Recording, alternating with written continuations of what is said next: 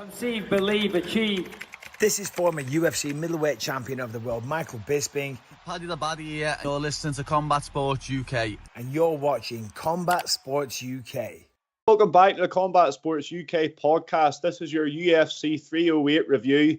This was a bit of a heartbreaking night for all of us, really. Two fan favourites in Whittaker and Holloway lost, but it was even more heartbreaking for Jon. He was all in on Max Holloway. He's the number one fan. I was actually surprised that he joined us today because he's been crying all weekend ever since. Jon, how are you feeling right now? Terrible. This hurts. This hurts a lot. This is have you ever seen that meme of Homelander in the movie theater staring in the blank with the music, with the pitch sound going? That was me for days after seeing what happened last weekend. And it'll probably continue through this week because we're still quite fresh off it. Also joined by Dan, who has sorted out his Wi-Fi. He was meant to be with us on the preview pod, but his Wi-Fi wasn't allowing him. He's looking crystal clear with a new picture and everything. Dan, it's good to have you on. Mystic Dan, I'm going to call you because we'll get into this, but your picks were unbelievable. Unbelievable.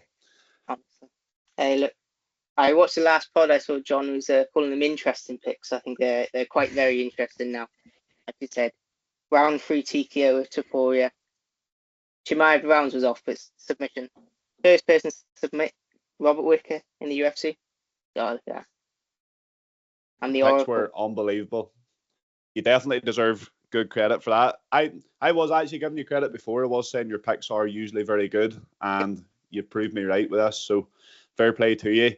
What a card this was. Very, very entertaining. A very upsetting one, as I mentioned, but it was entertaining. There's no doubt about it. We had two top undefeated fighters in Chimaev and Topuria coming up against, as Jon mentioned, they were coming up against fan favourites. Topuria and Chimaev were kind of the villains coming into this one, fighting two fan favourites who's at the top of their divisions, and they passed with flying colours.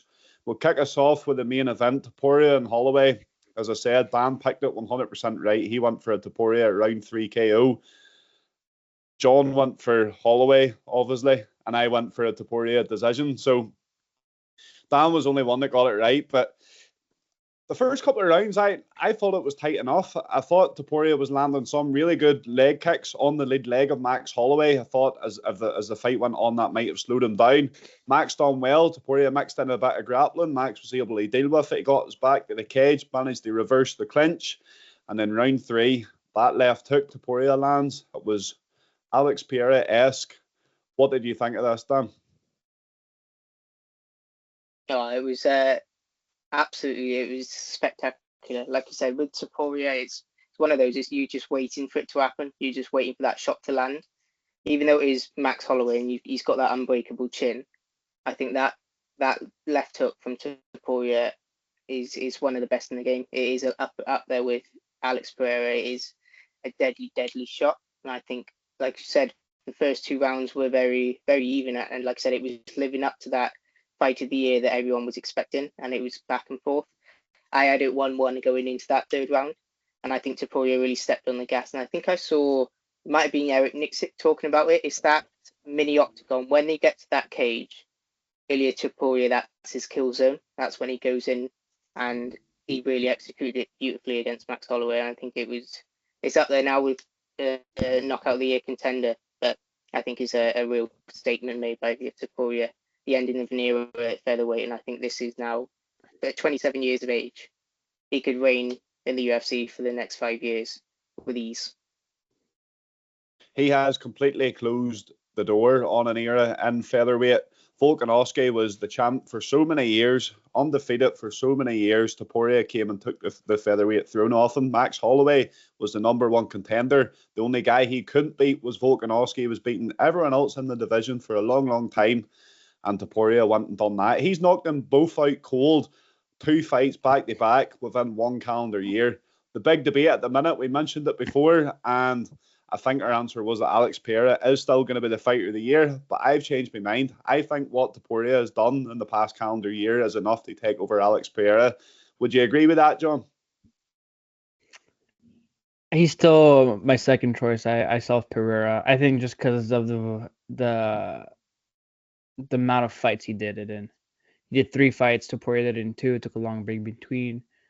I just think 3 fights, 3 knockouts is a tough challenge to do, but like he can't take away anything from Topuria knocking out the 2 featherweight goats in the style he did. I wouldn't be mad if he gets fight of the year, but for me still Pereira. I might still be hating. It does sound like you're hating. You have to admit the caliber of opponents, Max Holloway and Volkanovski, to me that beating Roundtree, Pereira, and Jamal Hill. Like Jamal Hill did have the title, yes, and so did Yuri Prohaska, but they didn't defend the title a huge amount of times the way Holloway did, the way Volk did, and Holloway too. So I think the caliber of opponents that Topuria has beat Ban is more than what Alex Pereira has. Yeah, no, I agree with you. I too changed my mind as soon as that left hook landed. I thought, right, this has to be fight of the year. Like you said, Volkanovski and Holloway's the caliber of wins is so much higher than that of Alex Pereira. Like I said, Pereira can only beat what's in front of him. Like I said, it's not his fault that Pereira has to fight Roundtree because Ankalaev makes no one want to buy a ticket. Obviously, he had good performance this weekend, but before then, like I said, it's not Alex Pereira's fault that Roundtree is the one to step up. And to be honest, the fight itself was unbelievable. So I completely agree with John. Like I said, Alex Pereira definitely still in with a shout.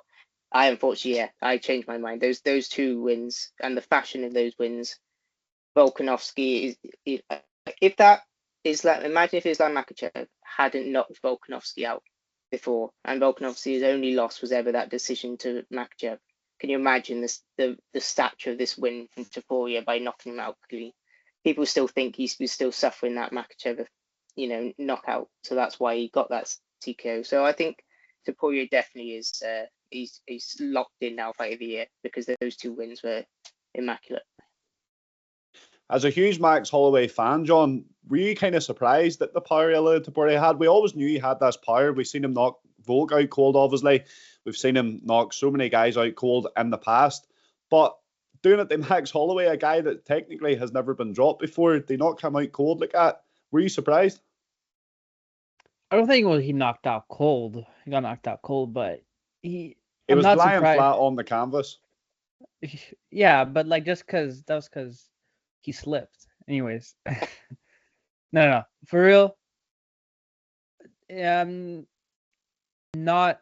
I'm surprised. Not surprised. Topuria has that power. Surprised he had that power to land on Max and see the effect Max had, because Max was in there with killers, right? He had with Jeremy Stevens when he was on top of his game. He was lightweight. He didn't get knocked out or knocked down by Poirier or Gaethje, and he ate some shots from both of them. Throughout his whole 12-year career, we never seen Max get cracked. He got cracked a few times too, even against Cater, against Arnold Allen. So it's surprisingly that Max wasn't able to take that shot, but not surprising Topuria could throw that kind of power. Do you think it comes from, there's been one saying that dropping back down to featherweight after fighting at lightweight, obviously the weight cut and stuff didn't look great for Max, but it's a weight cut he's made 1,000 times before. But do you think it was that, or was it just Topuria, his freakish power, John? I don't want to make excuses. I think Topuria that has that kind of power. He proved it versus Volk. He proved it versus Jai Herbert. He proved it against Ryan Hall. He proved it against Max Holloway now.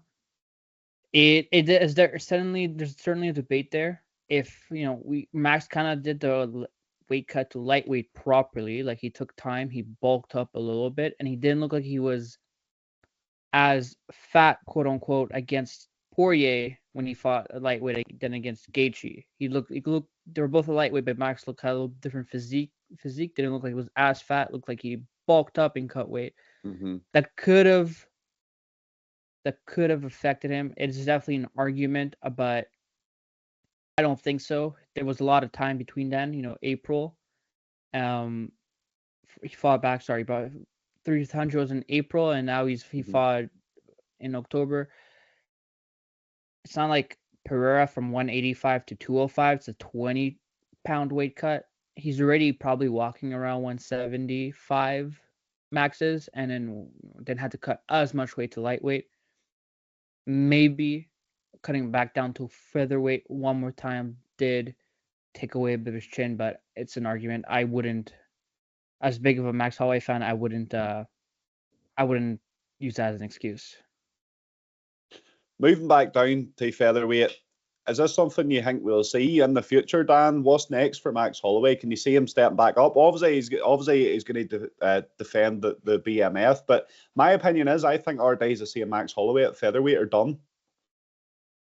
Yeah, I think I'm in agreement with you there. Like I said, for Max Holloway, I think featherweight. What more is there for him at featherweight? Like I said, he's fought every contender so far. So, like I said, with Allen, Cater, Rodriguez, they're all ones he's beaten already. So I think featherweight is finished now for Max Holloway, and lightweight is the way forward. I mean, you could list hundreds of lightweights that would all make great matchups for Max Holloway. So it's definitely lightweight, I think, is the future for Max Holloway. And every fight with Max Holloway is going to be a BMF fight. So whether it's Dan Hooker, Charles Oliveira, like you said, any fight at lightweight is amazing for Max Holloway. There's definitely some interesting ones. I think he did come out and say that he wants to wait until International Fight Week before he fights again. So I think that's usually, what is that, July time, John, is it usually? July, yeah. Who do you give him? BMF, Defense, International Fight Week? Depends how the lightweight division is playing out for sure. I could definitely see Connor, maybe a rematch. I could definitely see maybe Chandler, maybe a third fight with Poirier, but that's a long shot. He's 0-2. He mentioned that in his post-fight press conference. That little tournament they suggested Dana. I think Dustin suggested Hooker, Gaethje, Poirier, and Max kind of tournament. Honestly, lightweight is such a killer division. With just looking at top five, like Dan mentioned, Oliveira, Gaethje, Poirier, Chandler. Any of them could fight for the BMF. None of them have a boring fight. So I think, like you said, his featherweight days are over. There's nobody left for him to do at featherweight. He didn't beat Volk. He's a more contender, probably fighting Ilya. Ilya's champ. He got knocked out. You don't want to see a fight like that again. He beat all the up and comers. You don't want him to keep being number one contender, gatekeeper, and just defeating the guys of Lopez, Sterling, Ivlev, whatever, or whatnot. So I think lightweight is the way to move. He's 32 now. He's still kind of in his prime, but I think lightweight, less of a cut, and anybody in the top 5 will be amazing. So, and Max has moved up in the lightweight ranking somehow. He went from 9 to 7th or 6th, whatever. So anybody there could have a piece of him. I think Dana was complaining about the rankings, and then all of a sudden the following week for the on Tuesday when the rankings come out, it was all fixed. Roundtree moved up, Max moved up, although I still think he should be in front of Gaethje, but behind Poirier, so still some work to do, but he is in lightweight rankings. He doesn't have to fight a former champion, let's say like Sterling moved up or Figgy moved up. He has to go through all these killers. I think Max is now probably one win in lightweight to get back in the talks of maybe a championship fight, and then one more win, 2 wins for him to actually get a title shot. There is certainly a path there for him at lightweight. Some great fights. And saying that, I don't think Conor McGregor will ever make lightweight again. But outside welterweight, that one, it could be middleweight or welterweight. It'll be fine. I think anybody who wants, if Conor says I want to fight you, BMF, I think Max will be like, it would make it happen. That's true. There's some great fights for him there, and as you said, he's only 32. Max Holloway is still in his prime, which shocks a lot of people because obviously it feels like he's been about forever, and he has been about forever, but there is some good fights for him there at lightweight, and I look forward to seeing it, and hopefully the re-arc of Max Holloway is a good one, and he can defend his BMF. And just to mention, he didn't look horrible against Topuria. I think he took round 1 for me at least. I don't know about you guys. round number 1, 2, I It was feel like tight. most people, it was tight. So a lot of people had like at least probably maybe a round for Max going into round 3. It was 1, like Dan even said earlier, he had it. He didn't look bad. He's still there. No. It's just Yeah. the power. Topuria, he got caught by Topuria's power. It was a perfect left hook. John Jones would went to sleep on that kind of shot too. So he's still there. He's still the man. That's what I'm trying to say. He is, and I'm looking forward to seeing him back at lightweight because, as you said, he looked good at lightweight. He looked very filled out. He looked bulky. I was actually kind of surprised that he did move back down to featherweight, but I know he got the opportunity for a title shot. He has to do it. But I was impressed with him at lightweight that night. He looked a lot fuller. The weight cut or fight week coming into it, he just seemed to have a bit more energy about him. He was looking good. So I look forward to seeing him back up there. In terms of Ilia Topuria, this guy is a superstar. I said it in the preview pod, the way he carries himself, the clothes he wears. He can now speak English, proper good English. He speaks Spanish, which speaks to a huge part of this world that the UFC hasn't really touched.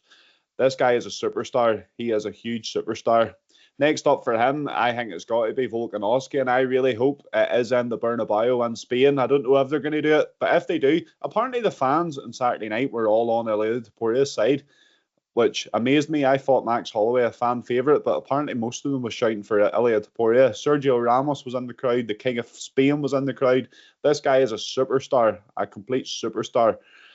What's next for him, Dan? Do you agree that it is Alexander Volkanovski in the Bernabeu? I think for the venue, it has to be Volkanovski because you need that massive fight. Lopez is next for him after Volkanovski because you need that Bernabeu. You have to have the biggest fight possible for Ilia Topuria. Now, if Sean O'Malley had beaten Merab Dvalishvili, that headline in the Bernabeu would have been perfect, but that's not going to happen. So Volkanovski is definitely your next best bet for Bernabeu. I think that, like you said, the superstardom for Ilia Topuria, it's like Cedric Doumbé. Whenever he's in France, it's Mbappe's out watching him. The whole PSG squad, he is a true superstar, and you have to capitalize on it. You have to take him to the Bernabeu, and it has to be Alexander Volkanovski Part 2.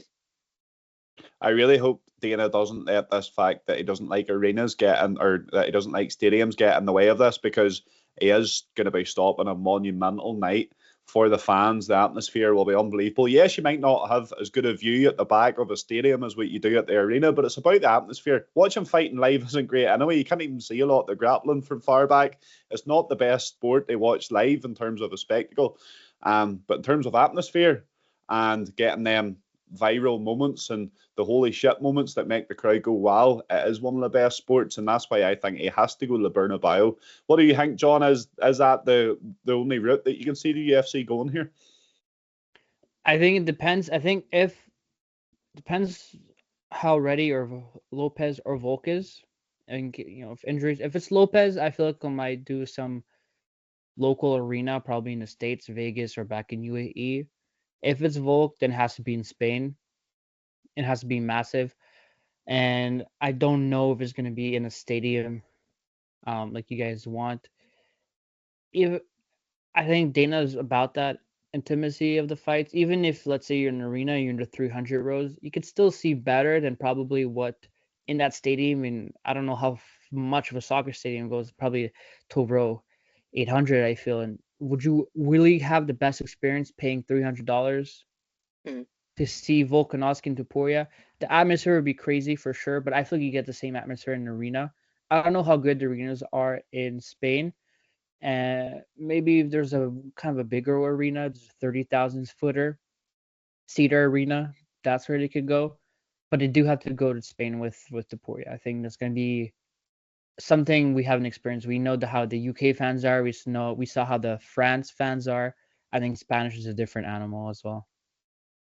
Spanish is a complete different animal, and Ilia Topuria he's gathering up so many fans. Even I actually made a video of it before he before he competed for the title against Volkanovski, so before he had even touched gold, he was sitting at 1.7 million Instagram followers. It's very materialistic, but in today's world, that is a good way of seeing how popular people are. Like, he had more followers than some of the biggest stars Sean O'Malley. at that time. I'm pretty sure it was more than Sean O'Malley. It was like, I can't remember the names exactly. Even like Sean Strickland, who was getting a lot of hype and following at the time, he had more than him. And this was before he could even speak English as well. Imagine now he's able to spit bars in English. Like, he's going to be hitting a complete different fan zone as well. So this guy is a superstar, and I am looking forward to seeing what's next. And he can talk crap on the mic. You know, people say that he's overconfident or things like this here, but he just believes in himself, and it seems like it's warranted. So well done to Ilia Topuria. He really did upset a hell of a lot of people, but you have to take your hat off to him at the same time. Another fight that upset me, one of my favourite fighters, Bobby Knuckles, got his jaw completely shattered to bits by a squeeze that looked like it was on for 1.5 seconds, and it was enough to do that. That's how scary Chimaev is. Dan, you went with a round 3 sub. I think me and John, we both seen it go in the distance, didn't we, John? I said Rob TKO or decision in round 5, so it's like I did definitely see it going farther than 4 rounds, 5 rounds. Yeah. And it's like, not to say that if Whittaker did get out the first round, this here's what I was interested in. What's Chimaev's cardio like? And he didn't get to answer that question because he didn't need to. But I mentioned the re-arc for Holloway. This is the Chimaev re-arc. People were saying he's fallen and what's happened to his career. He was the next best thing. A win like that there, that's the perfect bounce back. This looked like the worst experience for Whittaker ever. He is a complete, he's nearly a veteran, so well experienced. But I felt really bad for him. Walking out there, it's like sometimes in Middle Eastern countries, the atmosphere isn't great. But see, when Chimaev was walking out, the atmosphere in that arena sounded unbelievable. It was like a coliseum. Whittaker walking out, he's the away fighter, goes in there, gets taken down, absolutely mauled, face cranked. They break his jaw. What a horrible night for Whittaker, Dan. It was like watching it, as you just saw Robert Whittaker just thinking, what have I come up against? I don't know who to that night could have fought Khamzat Chimaev and won. I think he was an absolute force of nature on the weekend. And I think whoever he fought, he would have smashed in the first round. I think he just came out in such a ferocious manner, and I don't think Whittaker landed a shot at all on Chimaev, which is a reminder to when he first entered the UFC and he had those 2 fights in 10 days, and everyone had those stats up. He's landed 150 strikes and he's taken 2. It was that sort of Chimaev performance that we were used to seeing when he first joined.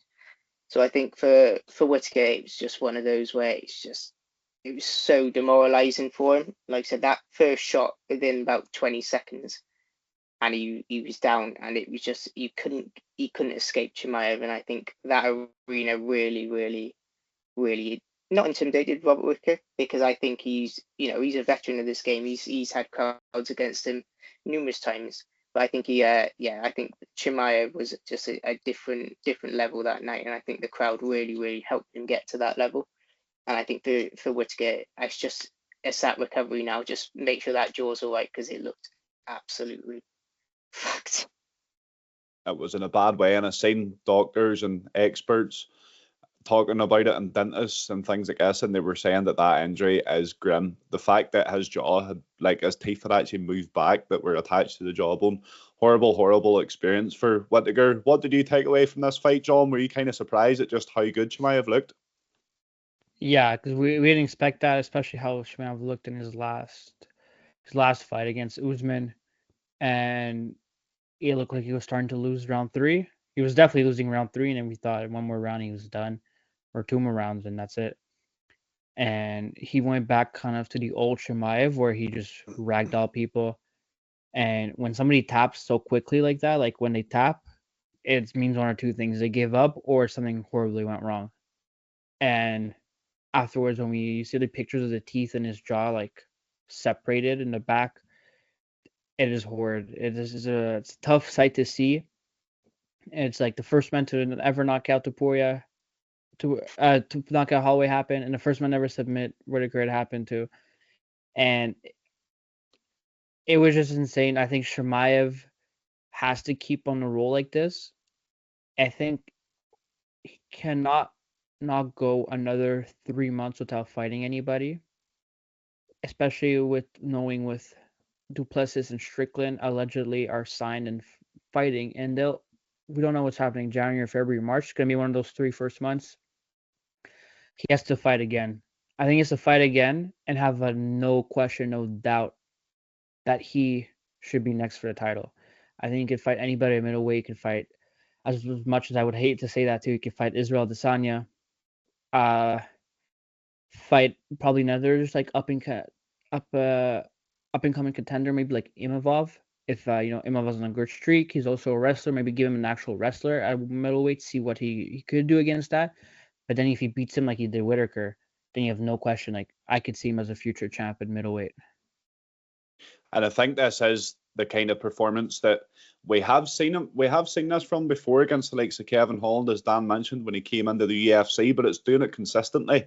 And if he can do it consistently, and as you say, John, I think he has to do it quickly. I think he has to try and defend. There's a card in Saudi Arabia in February. It wouldn't surprise me to see him headline that. He's never actually headlined an event, believe it or not. So maybe throw him in there. Evloev, so some other good fights there.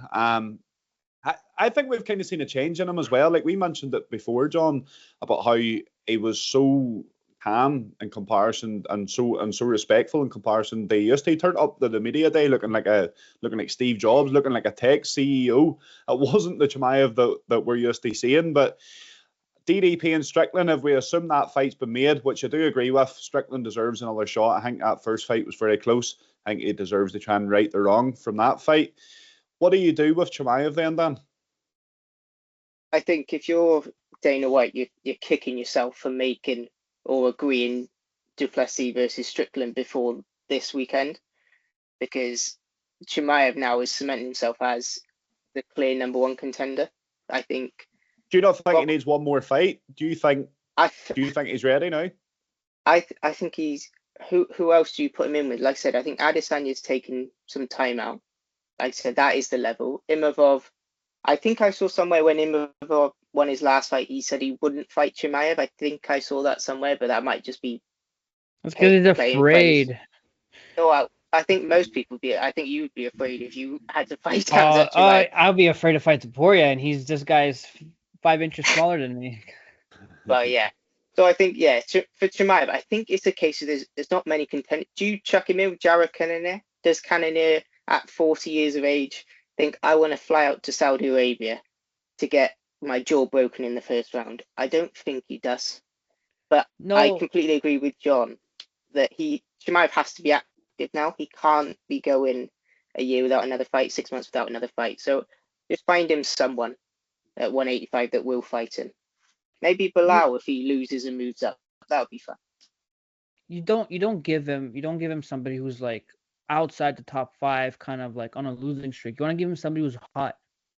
You know, someone who's hot, who Imanov just beat Allen. Person. Well, Kyle Barhalo.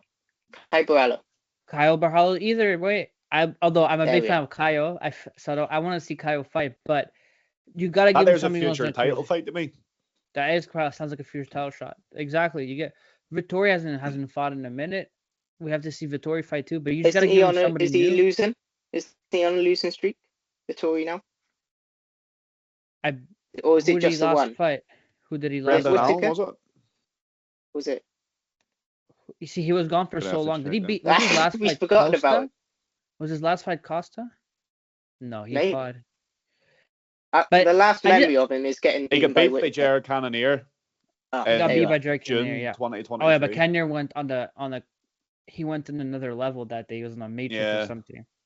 But I'm just saying, Hamza has to fight somebody in top 5. He hasn't beat a middleweight except Whittaker.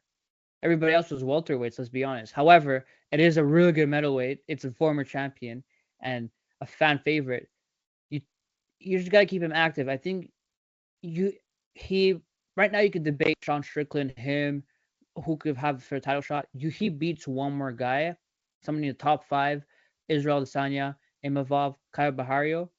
There's no question of doubt. He is next for the title, and he will probably already be the favorite, whoever he faces in the champion, but he's gonna be a major favorite going to the title shot if he beats Adesanya Imavov Bahario. So you just have to, he has to be active. You have to give him one more fight. You have to give him an actual middleweight as well. Even though it's not the level of Rob Whittaker, you have to give him another fight to remind people. And if that Saudi Arabia card is perfect. You sign up for a main event there, 5 rounds, say you're not afraid of the cardio. People will still question your cardio, obviously, because every time we went to round 3, we questioned it. Say sign up for a main event so you know you're ready for another 5-rounder. Beat the guy in round 1 or round 5, whatever, and then remove all doubts about you and don't get sick. I think the UFC will favour that as well, because having Chimaev as a champion is risky even at this stage, because even the weigh-ins, they weighed in like 8 minutes or 12 minutes before the deadline, and the deadline had been moved back, and there was all this kind of funny stuff. So who knows? He said it wasn't. He said there was no issues, but based on that, why do you not weigh in before? Why do you not weigh in comfortable timing? So there's still these question marks here. We haven't seen him go by the first round in over a year, so who knows what his cardio was like. So it kind of does favour the UFC as well, I think, to get him another fight. If he headlines a fight night in Saudi Arabia in February, that fight night suddenly becomes massive.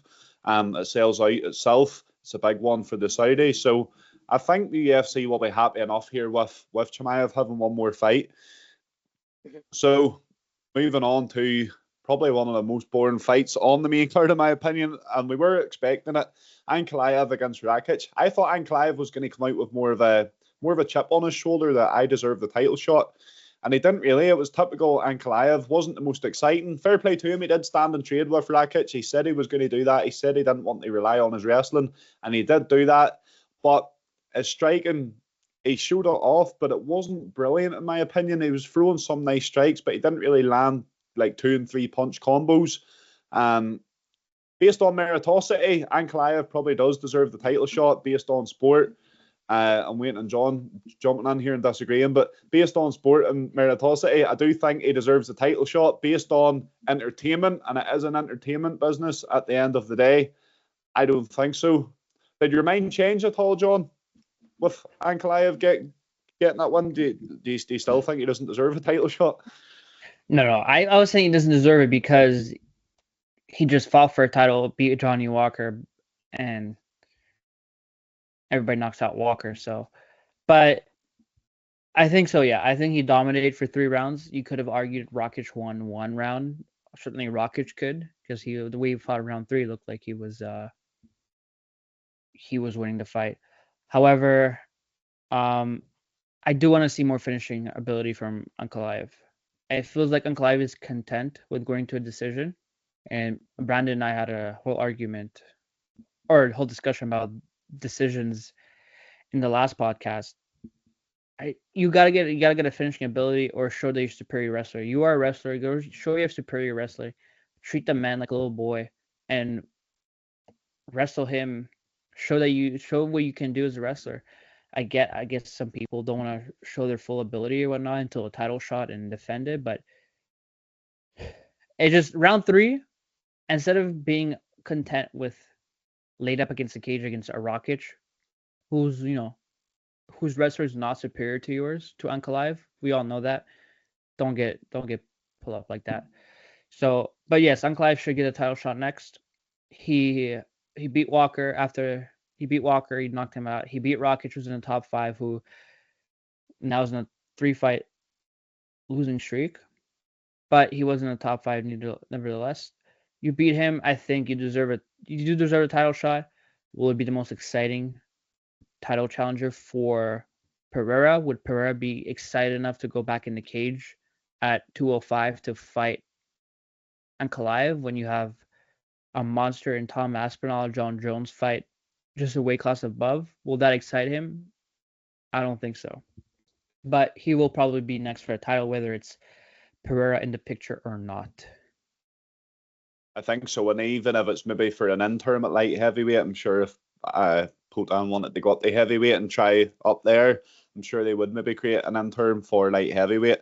But in my opinion, undoubtedly, Ankalaev does deserve the shot next. Were you impressed with him on Saturday night, Dan?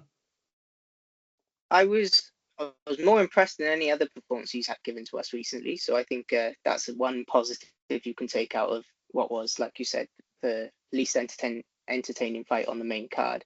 For Ankalaev, I think, like you said, it was one of those. I was nearly said pleasantly surprised. I wasn't, because he still went to a decision, but he looked more aggressive. He did look a bit more like he looked pissed off. He looked like, but he didn't stamp it. He didn't stamp it with a finish, and I would have expected that from him, especially if he's trying to get that title shot. I think now I do agree with you, Brandon. He's just cleared everyone else out of the way. Who else is there at 205 apart from Ankalaev? I think it just has to be him next. Oh, we're not doing that. Who's he? Well, if Jan Blachowicz wanted to fight, then he would have fought in the last, how many, when was the last time you saw him? Was it Ankalaev? It was that title shot against Ankalaev, I think, wasn't it? Yeah. Rakic. Rakic? Oh, yeah. When Rakic injured his whole leg against him. Like 2 years ago? Yeah. I'm just making a joke. Well, like I said, with Blachowicz, like I said, I agree. That is the closest Alex Pereira's gone at light heavyweight. He took into a decision. Many think that it was a bit of a tight decision, and Blachowicz has got a claim to get that rematch, but he's not been active enough.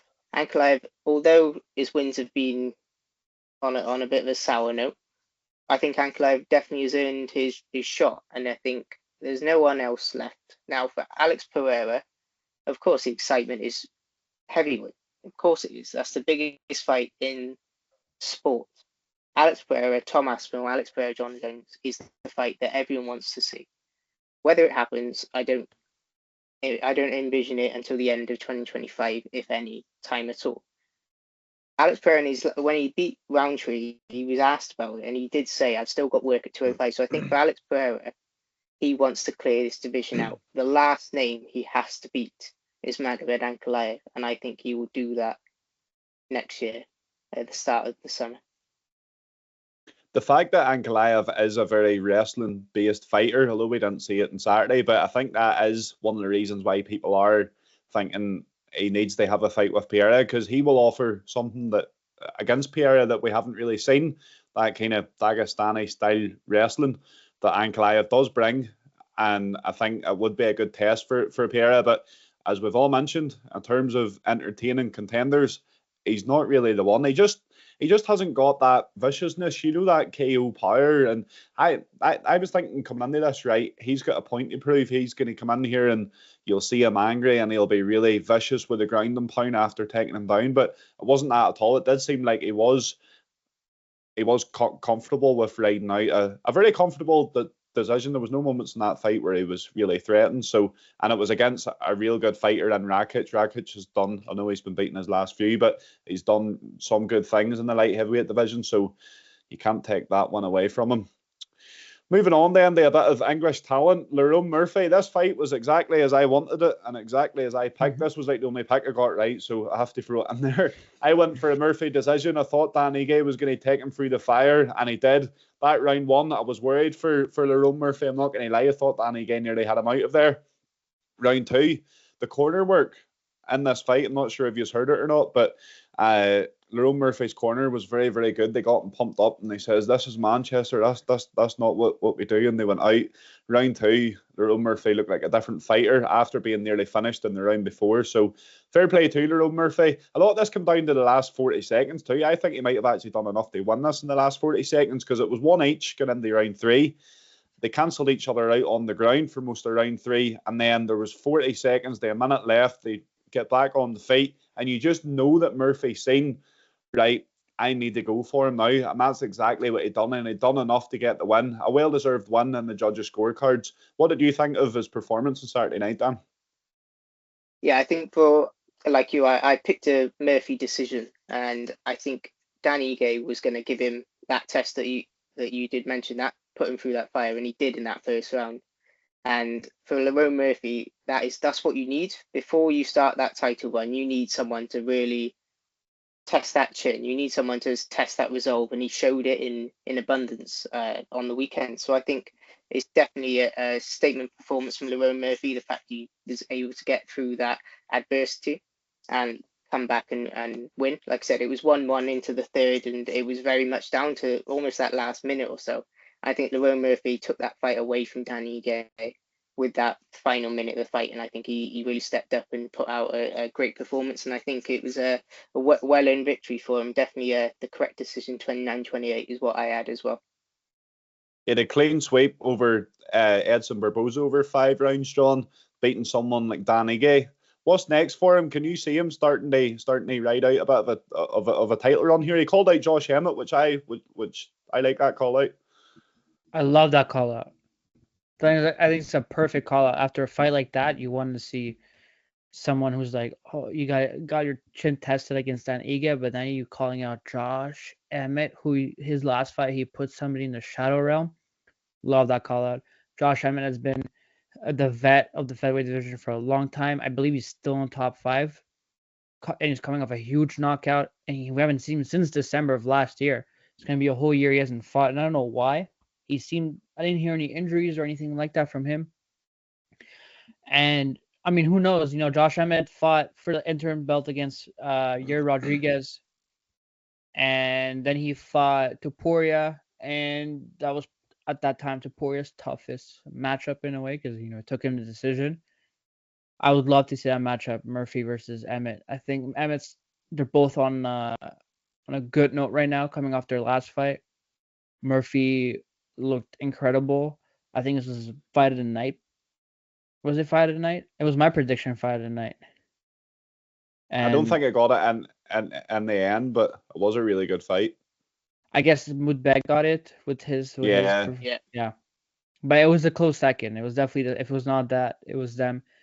And yeah, it was incredible. I think, like Murphy even said so, he's probably 2 fights away from the title shot, and I think it's kind of perfect timing. We have a dominant champion again, hopefully. He gets rid of Volkanovski, Max moves up. You have a clear path of all these contenders of Lopez, winner of Sterling, Ovlev. You have Murphy's going to come up. And you can never forget, right? Yair Rodriguez with Volkanovski. If he loses again, the featherweight division is a stacked division right now. It's really fun to watch. Lerone Murphy doesn't seem to be getting the hype that he deserves, in my opinion. Even when Arnold Allen was coming through the featherweight rankings, you would have heard kind of more news about him. Lerone Murphy, obviously all UK fans know him and real MMA fans do know him, but in terms of the mainstream MMA media and stuff, he doesn't get picked up too much. He's 15-0 with obviously the draw or the funny one as well, but 15-0 you could call him.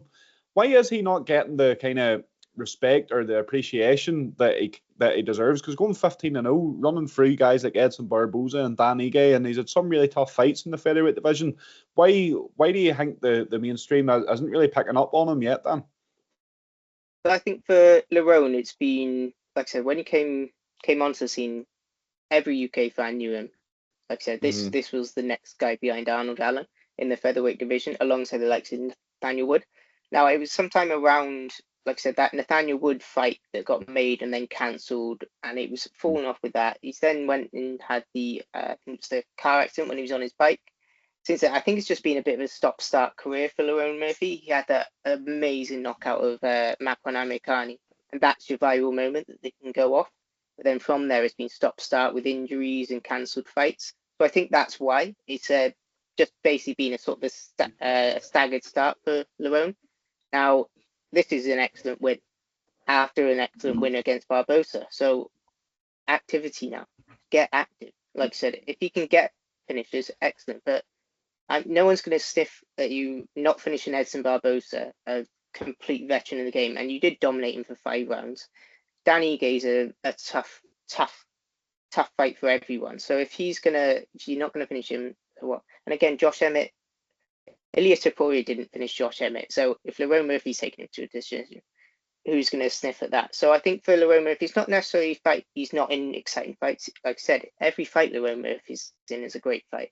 So I think it's more so it's just the activity levels. If he can ramp those activity levels up, everyone should be talking about Lerone Murphy, because behind Diego Lopez, this guy is the next guy ready at featherweight. How far do you think he can go based on his performances so far? Do you think he can hang with the likes of Lopez and Topuria and the guys at the top of this division? Featherweight's so stacked, unbelievably stacked. He's trying to do it in a very, very difficult division, but how far do you think he can go, Dan?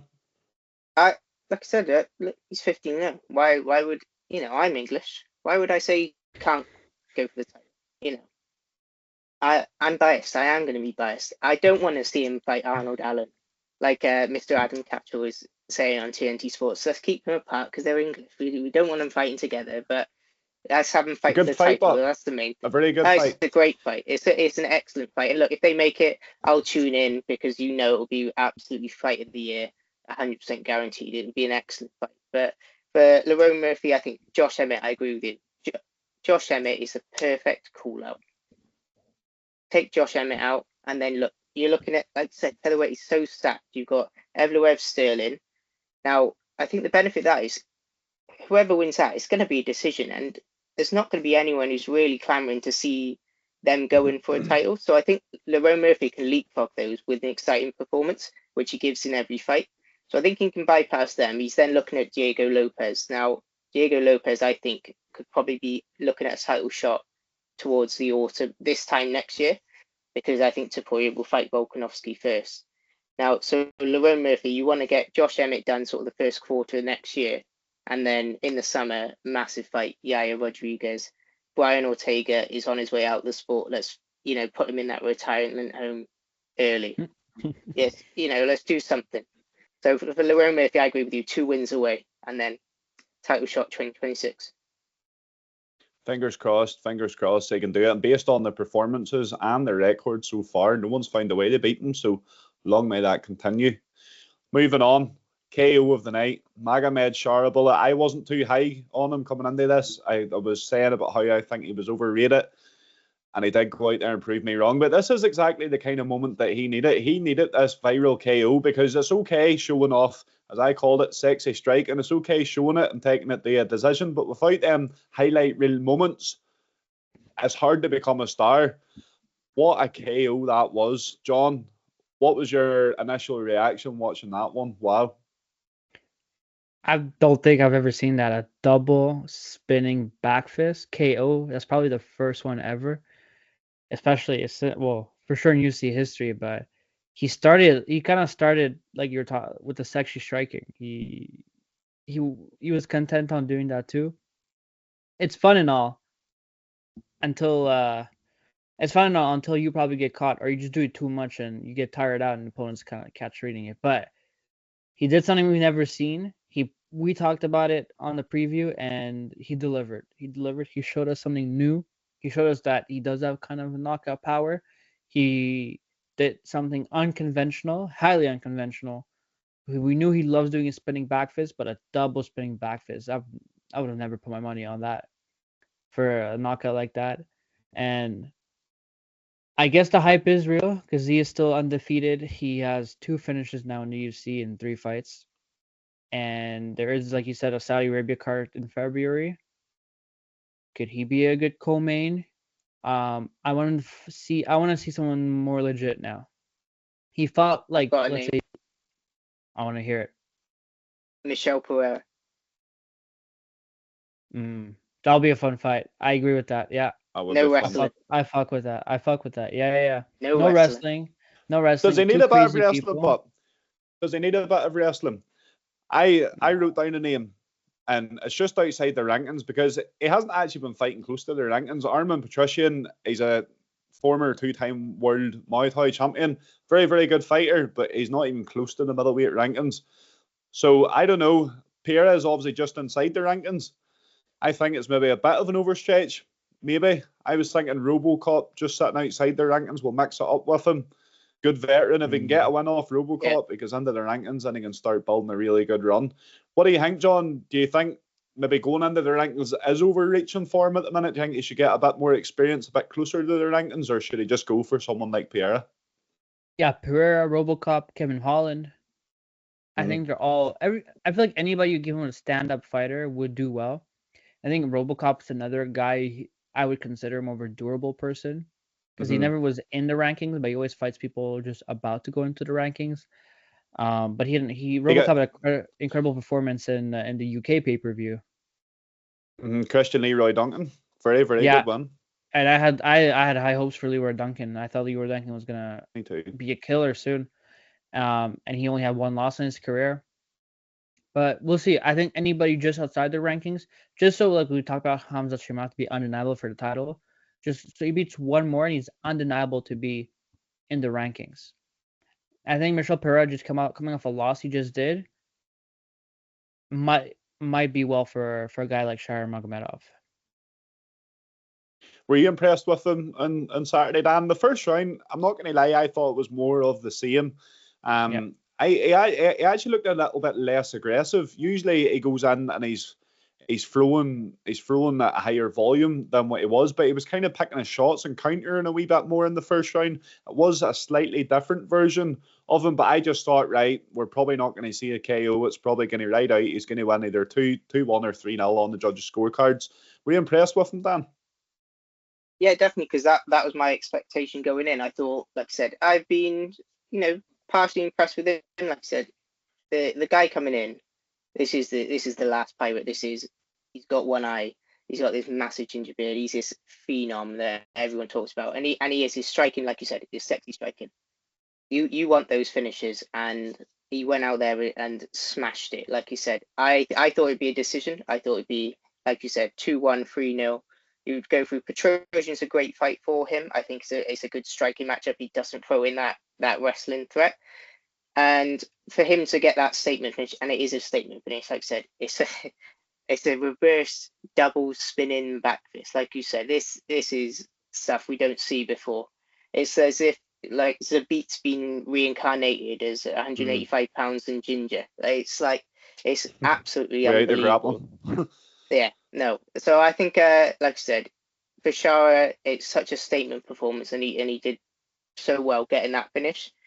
Now, if it was another decision again, we might be on here saying, "Oh, he's cruised to a decision again." But to get that statement finish is vital for him. That's why I think he can get that shot quite up into the rankings. I think Dana was talking about maybe even top 10 next. I thought that's a bit of a stretch, but.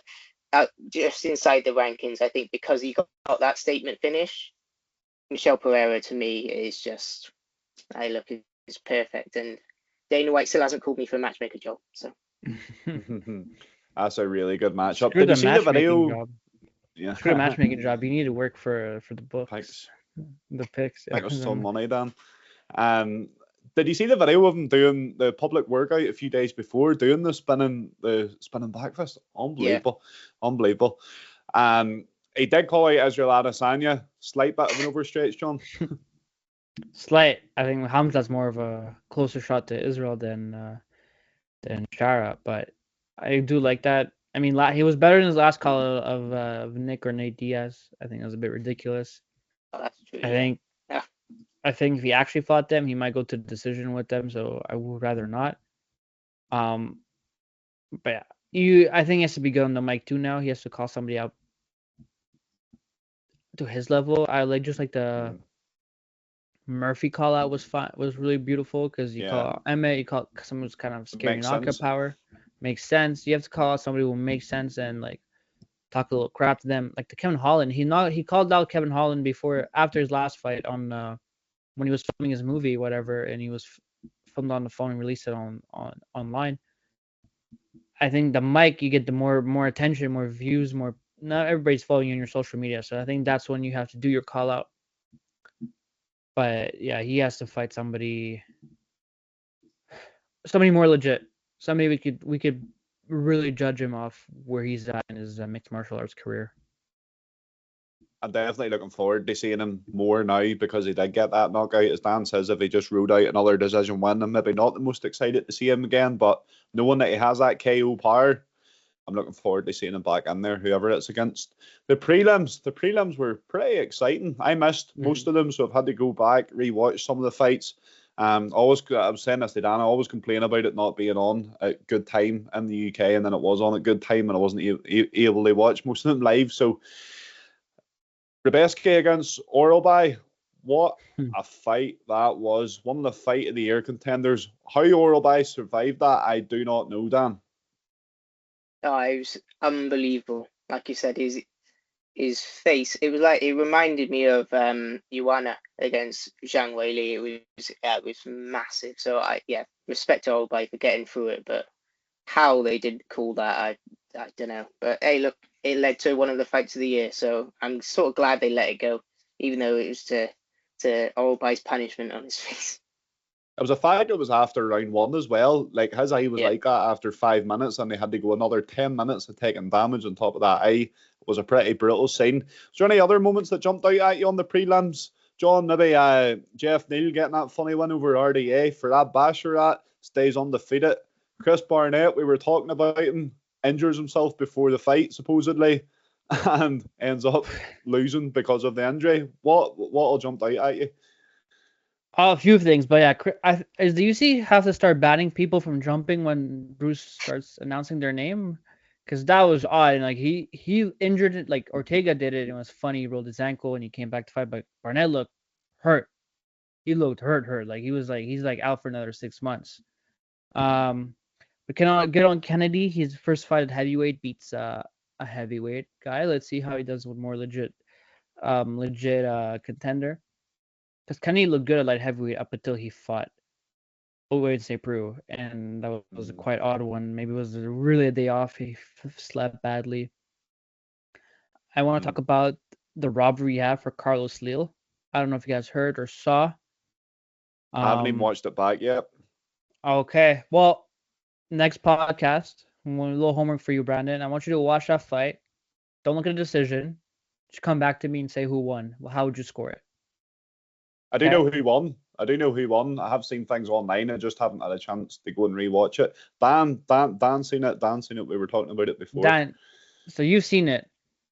Oh, I have seen it, yeah. You've seen it. I had it 30-27. I could argue for 29-28 Carlos. Did you see any rounds for Renat? Oh, well, my pick was Renat by decision, so I had 30-27 Renat. That's what I had. No, I paid the judge. You paid that judge. Okay. I did, yeah. No, it's 29-28 Carlos Leal at least. Like you said, Renat, one round is the most he got. But yeah, look, it was my pick. I was glad to see that result, so it's not my fault. That was actually probably I don't know if that was as bad or as worse as when we had Tai Tuivasa versus Rosenstruik. Yeah, it was similar. Like we see the backlash on Twitter. It was very similar. I mean, the Tai Jairzinho one was really really bad, but this was it was on par with it. I think with like I said, that was one of the. And this is the thing, everyone's talking about this. The fight itself was actually quite a good fight. It was really good. It was a great start to the night. Yeah. Like you said, it really kicked the night off well. But everyone's talking now about the judges, and that's not what you want now in this sport. So. Again, what can you do? Can you sack people on the spot? No, really, no. They did with a Tai Tuivasa, didn't they? They did with Tai Tuivasa, and you have to do it with a judge like this, like they had. It was, and you kind of knew which judge it was after. Don't want to put anything out, but you saw it was like Sal D'Amato, somebody else, and then you saw it was definitely the local kid from UE, just like in Australia, it was a local Australian guy who had it all for Tai Tuivasa. He was clearly not watching the fight, had money on it, or was just rooting for his own country town favorite, which is... How can you do it so obviously, but like, I haven't even watched the fight back, but if it's in comparison with Tuivasa and Rosenstruck, it's so obvious. Like, how do these guys get away with it? Yeah, bad judging. I'm not sure. I was gonna say, like, here maybe MMA is kind of new in the UAE, like we haven't been much to it, but in Australia we've seen Australia for at least 10 years, 15 years now, at least 10 years. Yeah. So, and then maybe we were wrong because the other two judges had it 29-28 Renat. I don't know how either. and it was unanimous decision somehow. I don't know how you saw it for Renat. The judges were terrible from the start, and like John Anik and DC said, strap in, because it feels like it's gonna be that kind of night. I But don't know if it was that bad the whole night. I think it was that first one was really bad. I think the rest of to be honest, the rest of the decisions I think were quite fair. I don't know if that's controversial saying that, but I Well, who felt do you like every think? decision I saw. I would agree. Because even the Lerone Murphy, I was thinking like they're bound to give this to Dan Ige, and I was hoping that they didn't. But it was a unanimous decision. All three judges agreed that it was 29-28 to Lerone Murphy, which Yeah. I was surprised at. But a good call, I have to say. But they can't be just bad judging like every other week, especially on a big night like a pay-per-view like this. Like something has to be fixed. Like just like how Dana's freaking out about the rankings, the judges takes I think a bigger priority.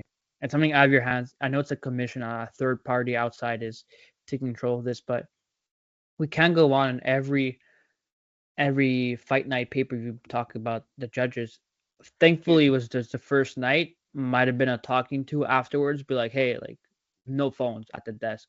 I don't know if they removed the guy or not for the rest of the fight. I don't know if the jet Yeah. lag for some of the American judges were like in there and they finally recovered. Mhm. But yeah, I think just as the fact that one judge had 30-27, the other two judges had 29-28 for Renat seemed a bit suspicious. Yeah. But just not get stuck on that. I think Bruno Silva needs to retire. I think I've seen enough of him losing.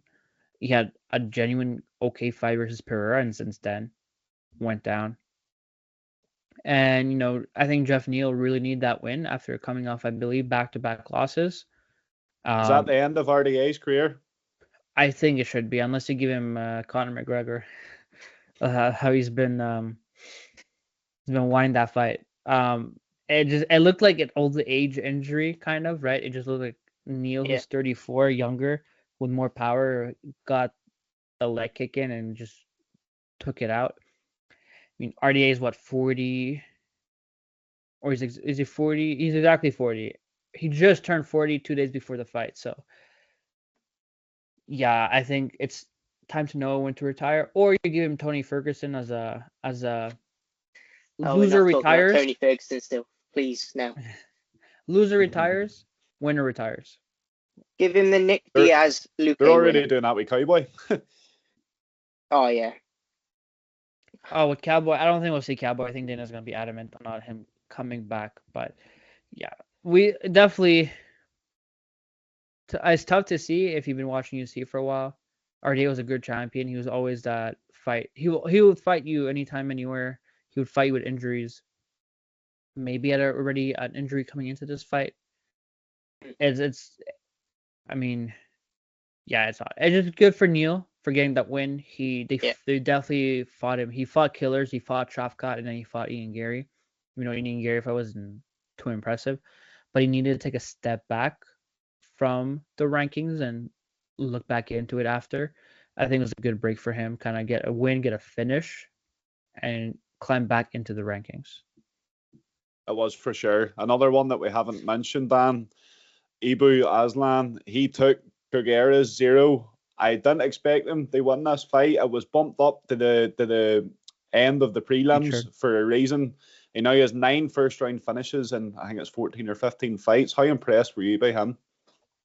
Oh, I was so impressed. Like I said, I'm not saying I'm the oracle, but I did pick first round KO Ibo Aslan. So I was on fire Now all night. You're just showing off. You just.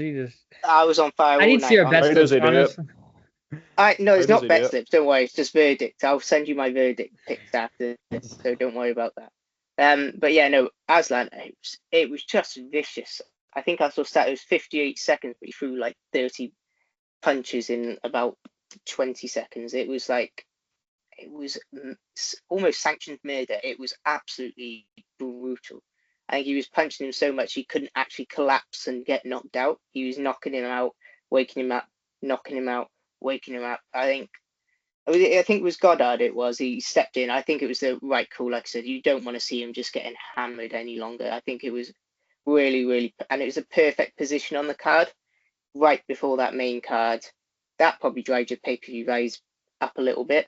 So I'm sure Dana was rewarding him. I don't think he got a public bonus, but I'm sure there was a brown envelope in his locker room. I think he said he Dana wasn't said getting the 50K, but he was going to look after him, didn't he? Yeah. I think that means like a 20K or a 25K. He'll pay for his flights home. That's about it. Might buy him a pint.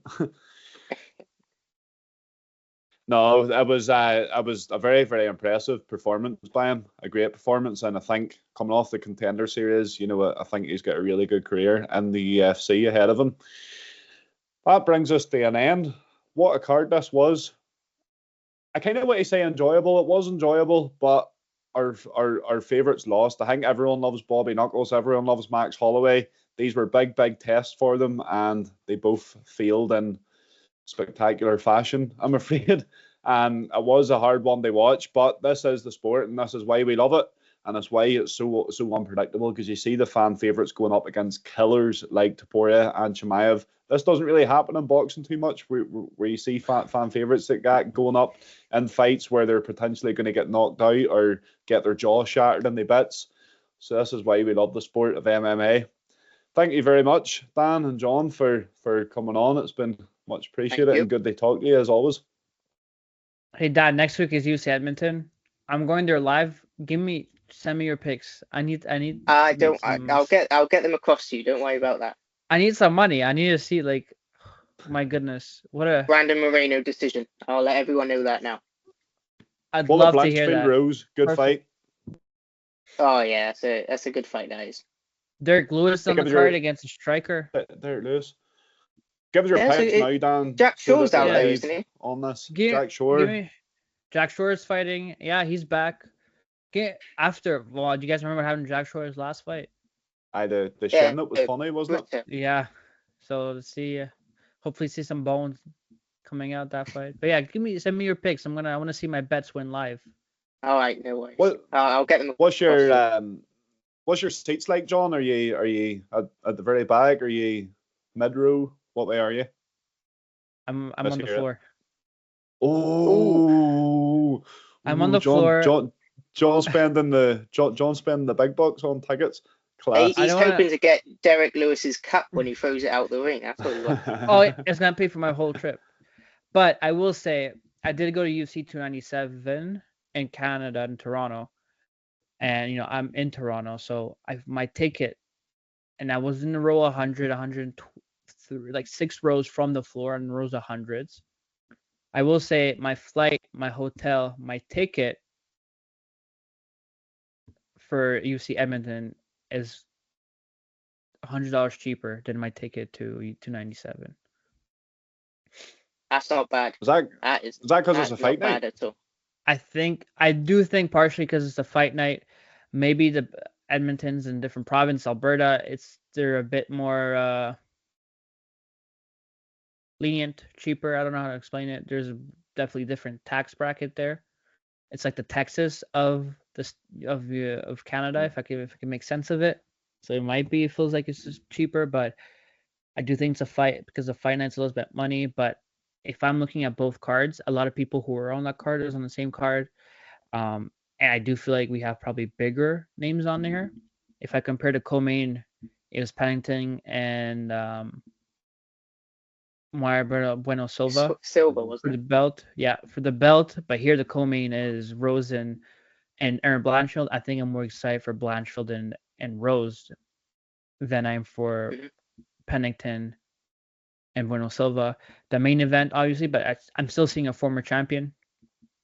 We'll see how Albazi looks after 17 years off. And I'm excited to see Derek Lewis live. I'm definitely hoping I can run up against Mike Malott fighting as well. Good up-and-coming Canadian. I know he lost against Neil Magny, but he was winning that fight up until he kind of gassed out. It could have been because of the Toronto crowd. He is from there. I didn't know. Maybe it was too quick for him to fight in the rankings because Neil Magny was still the gatekeeper back then. But I think that's where the UFC thought he was. It was a great chance of him getting into the rankings. But he is fighting Trevin Giles, I believe. And it's still a good matchup. let's see how he does. I think a big win. If he continues the finish streak he had, like he started in the UFC, I think we'll see him right back in the rankings again. And it's a killer ranking in the welterweight division now, especially with Bilal being the champion now, Shafkat challenging. We have a bunch of undefeated people: Brady, Gary, JDM. It's a fun time. It's a fun time. It's a fun time, and it's a very good card. So I hope you enjoy it, John. Send us plenty of snaps and videos, and your money once Dan sends you the pics. Yes, Dan. Moreno decision. Is that a lock? Am I putting my whole life savings? Yeah, it's a lock. Yeah, let's go for it. Let's back it. Let's do it. I like that. Thank you very much for listening to the Combat Sports UK podcast. As always, you'll get us on Twitter, Facebook, Instagram, TikTok, and YouTube. Plenty of fighter interviews coming out, podcasts coming out each week. We'll be back next Monday. We'll probably be reviewing the card that went down in Edmonton. Hopefully John is there to join us. We'll need John there to join us for that one. So thank you very much for listening, and I'll see you in the next one. Conceive, believe, achieve. This is former UFC middleweight champion of the world, Michael Bisping. Paddy the Baddy here. You're listening to Combat Sports UK. And you're watching Combat Sports UK.